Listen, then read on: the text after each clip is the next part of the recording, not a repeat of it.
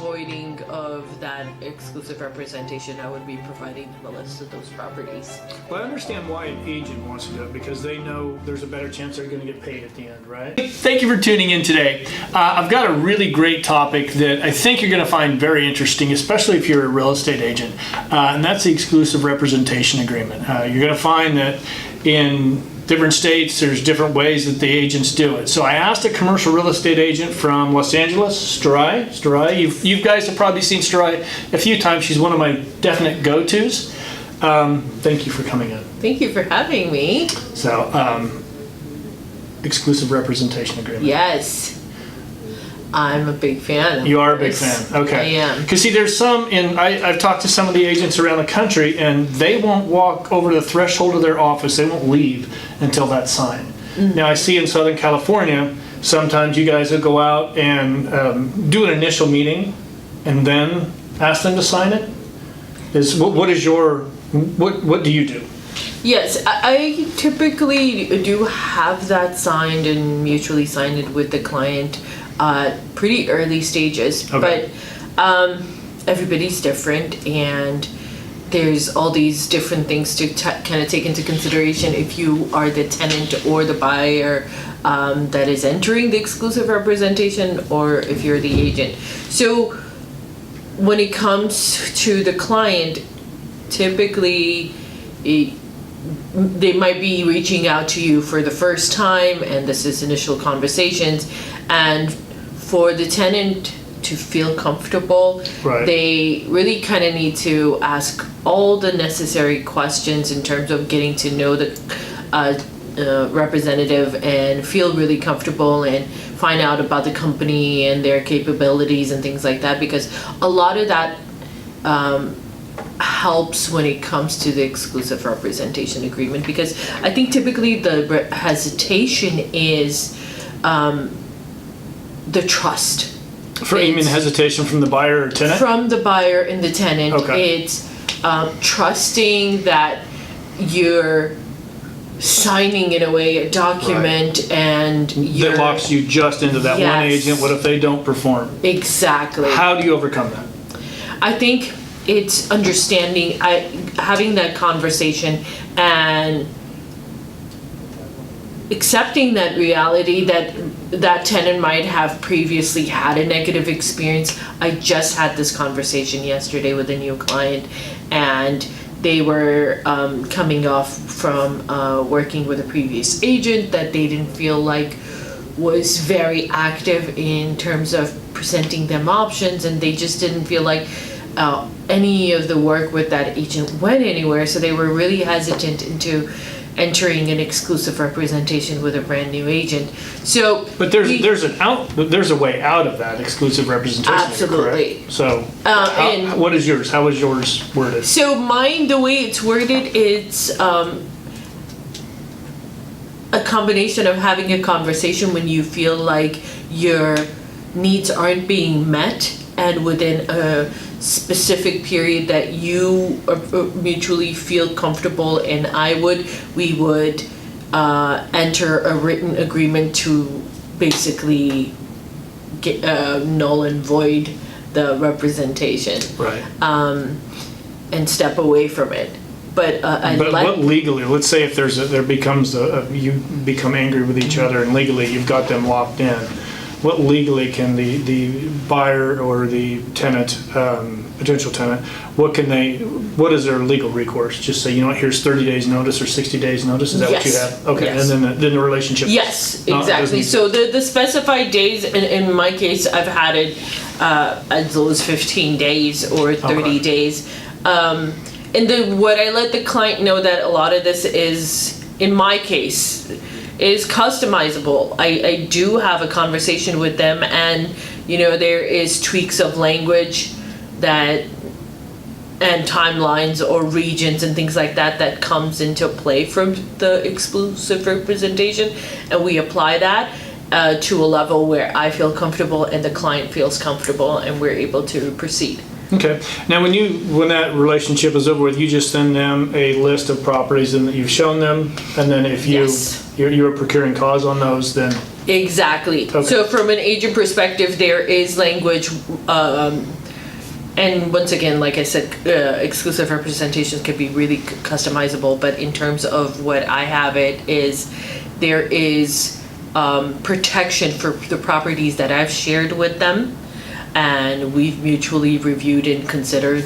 There is a period of time that I am protected should they enter into any kind of a purchase or lease agreement with those properties. okay, with those properties that you specified on your contract. Exactly, and Okay.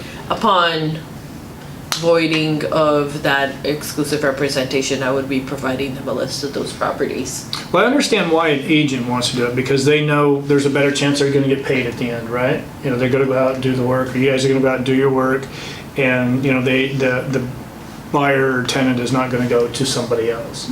Now, as a buyer or tenant, it's, and I know a lot of them are really hesitant to sign this, but I think there needs to be an understanding why, as a buyer tenant, you want to do this is, you know, if an agent knows that they're going to actually be getting a better chance to get paid, they're going to work hard for you, most of them. I mean, obviously you want to have your out clause, Yes. but you also want to know that this individual will work a lot harder. If you're out there going out and looking for having 5 brokers look at the same asset classes in the same areas, they're going to run into each other and they're going to find out, and then nobody's going to want to work with you. And so it's just something that I see from my perspective, that I can see it's a win-win for both the agents and the buyers and tenants. Yes, I think it's a great tool to use. Whether you are the tenant and representative, I feel like if anything, you should insist on it. And from an agent perspective, I think you should take it seriously, because also entering an exclusive representation agreement, you are accepting that client as on a legal level. So when it comes to from an agent perspective, you really want to make sure that you truly are able to serve the client and their needs within their specified time and requirements, and truly put an effort. So it is not something that is lightly entered. I do enter it on clients that I am fully accepted in entering, and we've had a lot of conversations in terms of timelines, performance, market, and a lot of that information. So I personally do take it very seriously, because I'm saying I exclusively represent you. I owe you a fiduciary duty to serve you within legal parameters and for, you know, objectives of outcomes being met. And then from a client, from a tenant or a buyer perspective, I think it's important to enter it when you have agents reaching out to property owners or other agents on your behalf, when they're able to state that they exclusively represent you, that gives a stronger strength when it comes to presenting offers, because then you don't have the landlord or the property owner being concerned that there's going to be multiple claims of commissions later on, or you have multiple agents reach out for the same property for the same client. It all of a sudden raises certain flags. Red flags. Exactly. Yeah. Certain red flags of just caution. Maybe it's not necessarily always a negative thing, but they're looking at it, okay, so they're not working exclusively with someone. Why is it not exclusively with someone? And it's like this entire market of multiple people reaching out. Is it an issue of finances, or if it's an issue of the brand and things like that? It just raises concerns. Yeah, I mean, I see, and you hear in Southern California, that it's these are taken as negative. And, you know, other places in the country, they're positive. Like, they've got a serious client, got a serious agent, they're going out and getting these deals done. So I really thought it was critical to do this video, because, you know, these aren't meant to be a negative, anything bad to be signing one of these contracts.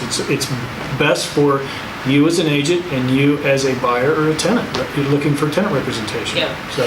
And the thing is that it can be limited from a geographical location perspective, or it can be limited based on time, a specific property type or property range and price range. So there are additional specifications that can be added to the agreement if it is a larger brand that deals with multiple uses or multiple areas and regions of the state or the country, and they want to work with someone but not for the entire brand. Maybe they would like to work with one agent within an LA area only for their industrial, as far as their manufacturing distribution needs, so they can enter that.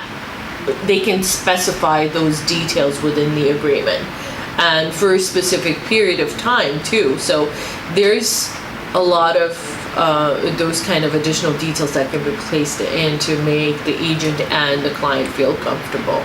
But as you're getting these agreements, make sure you have your attorney look at it, make sure it's fair for everybody. So I will strive. Thank you very much for coming in today. Yeah, thank you. Just actually, why don't you tell everybody a little bit about what you do, the markets you serve. You've taken the time to do this. We should let them all know. Yes, I've had the joy of working throughout Los Angeles, central Los Angeles, as well as West Side.